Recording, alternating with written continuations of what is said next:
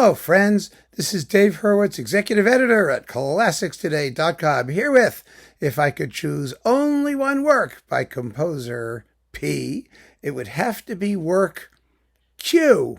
Why not?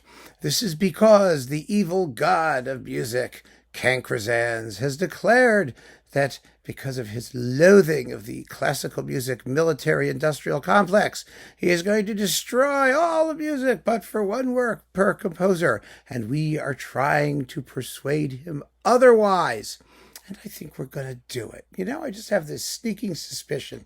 Well, composer, whatever the letter was, P at this point, is Luigi Cherubini. And when we're on Cherubini that we got to be getting to the end of the list, right? I'm just kidding.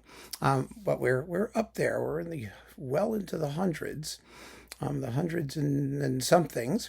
And the work in question is the Requiem in C minor, one of possibly the most popular of his liturgical works. Now, Cherubini had many qualities. He is roundly despised nowadays for a couple of reasons. One is because the great British musicologist Sir Donald Tovey referred to him as hapless, and he was very conservative, and he had a reputation as kind of a fusty academic, and Tovey said he lacked that which could cast out fear. Now, what the hell does that mean? Who knows? Who cares?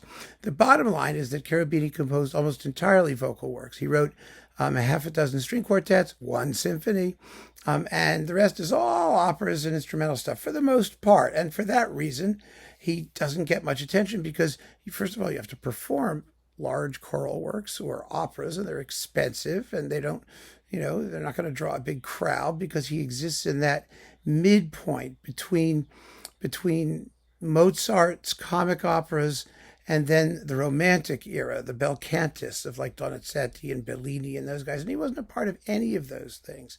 He worked at the Paris Conservatory. He was actually in the lineage of Gluck and the French school. And the entire Gluckist and French school was completely out of fashion for most of the 19th century, at least from that period. Beethoven admired him. Because it was Cherubini whose works gave him the idea to do Fidelio.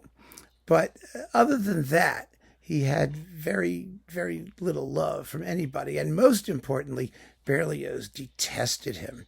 He was Berlioz's teacher, or Berlioz's nemesis at the Paris Conservatory, because Berlioz was a wild-eyed revolutionary and Cherubini was this stick in the mud, supposedly. But the reality is this. Of all of the composers of his period, Cherubini was one of the very few who could write effective, attractive, liturgically appropriate, wonderfully noble, beautiful, serious liturgical music. He wrote for imperial occasions on a grand scale, and they're lovely, lovely works, beautiful works, a little bit cool emotionally, as might be appropriate to the circumstance, which was a political public one. But then, Berlioz did the same thing. We always hate the things that we resemble most. Wagner hated the French because what Wagner was writing was French grand operas in German, basically. I mean, he came up with all this German terminology, Gesamtkunstwerk, and, to try and hide the fact that he was really French, as Ned Rorem has pointed out, by the way, correctly.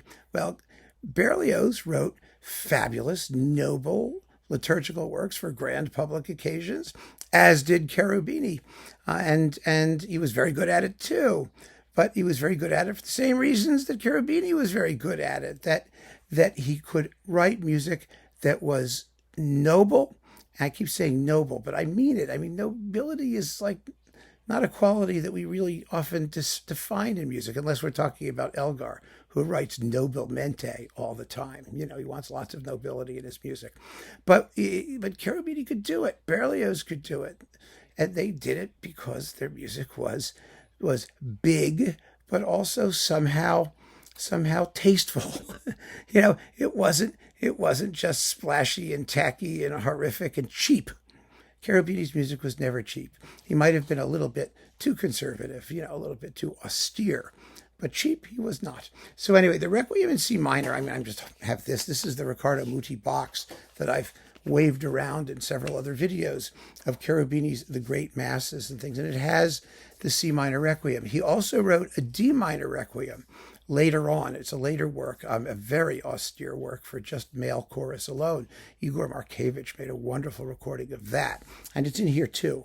So there are 2 Cherubini Requiems, but the C minor is the fun one because, first of all, Toscanini recorded it, which is always a good way to get to know something.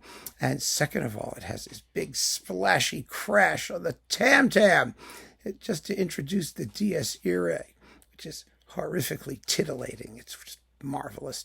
So if I had to choose only one work as characteristic of the best in Cherubini, I would choose the Requiem in C minor. But I would also tell the evil god Cancrozance, how could you get rid of all the rest of this guy's works? He could write this magnificent piece, and we don't even know the rest of it. Most of his operas, aside from Medea, because Maria Callas did it, are completely unknown, as good as anonymous. I mean, they're completely disregarded, but some of them are very, very fine. At least they look fine and score. We'll only find out how good they are when we actually get a chance to listen to them in a consistent and steady exploitation of a wide enough number so that we can get an impression of his range as a composer. Until then, you can't destroy everything else he wrote. We have to leave opportunities for future generations to explore and discover him. I have a feeling there's something pretty good there. I really do. So keep on listening, friends. Thanks so much for joining me. Take care.